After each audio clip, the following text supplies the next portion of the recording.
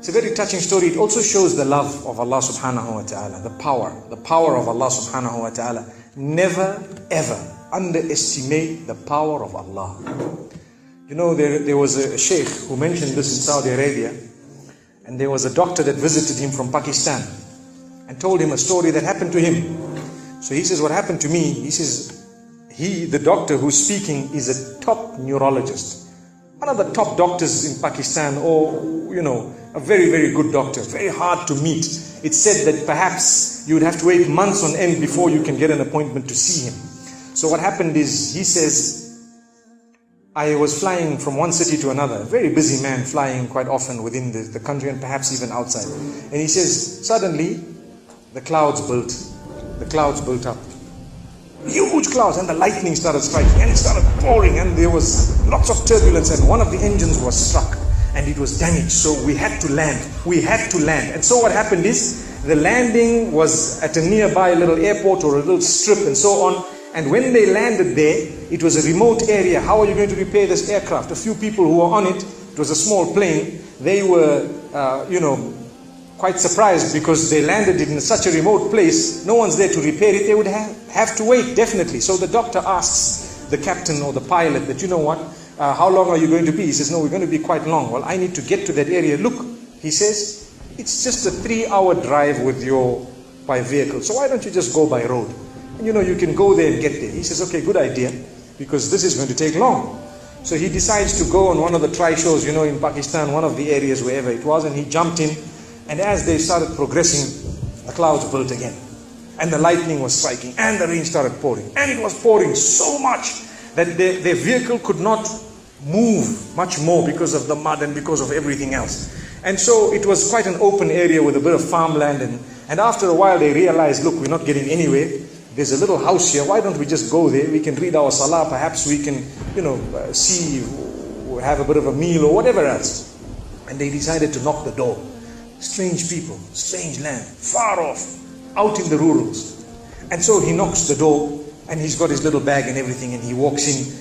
An old lady happened to answer the door after a while, and they spoke to her saying, look, this is what has happened, and we're going from so-and-so to so-and-so, and we just want a place, we want to read salah and so on. And she said, no problem, you can come in. She had a little musalla, a little sajjada, and she had a little baby on the side, or not a baby, but a child. And the child, every little while, she's actually checking on the child, and she's sitting on that musalla, making dua and reading her own salah. These people fulfilled their salah, did whatever they had to. And when they were about to leave, they spoke to the old lady, saying, thank you very much, jazakumullah khair, and so on. And, we're going, what's happening to this child, So the woman says, look, the child is an orphan.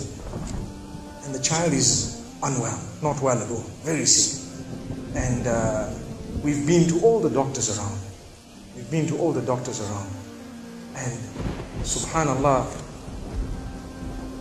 I'm the grandmother of this child. The doctors have told us that there is only one specialist around who can help this child. And we tried to make an appointment, but they asked us to come 6 months later. And it's far away. I've been making dua to Allah ever since that day. Ya Allah, make it easy for us. The child is sick. Make it easy for us, Ya Allah. So the man says, what's the name of that specialist?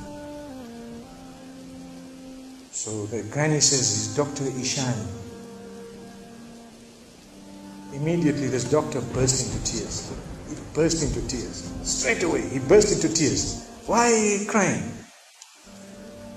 Your dua has just been accepted.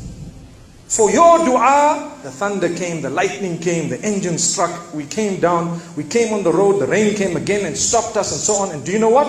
The rain only stopped after the question was asked. Now it happened. And now the woman starts crying. Subhanallah. And the doctor himself is telling the story, saying, that was me. It happened to me, he says. And he says, I learned that Allah's armies are beyond limits. Allah uses whatever He wants to get what He wants done. So, where in the wildest of the dreams of this person would they have felt or believed that the top man, whom it is semi-impossible to see without big appointments, would actually be driven all the way to the door, knock the door, come in here, read some salah, and they would have to serve the child here. Amazing. Wallahi, it brings tears to the eyes. But the reason I share it with you, every one of us has needs for Allah subhanahu wa ta'ala. Just keep calling. Just have yaqeen. Have conviction. If it is meant, it will definitely come in your direction. You know, we use the term by hook or crook, but I don't want to use that today. I want to tell you, by the mercy and power of Allah subhanahu wa ta'ala, it will happen. It will come to pass. May Allah subhanahu wa ta'ala bless us. May He open our doors. May He grant us all shifa. And may He make us firm believers that for Him, nothing is impossible. Wa sallallahu wa sallama wa baraka ala nabina Muhammad.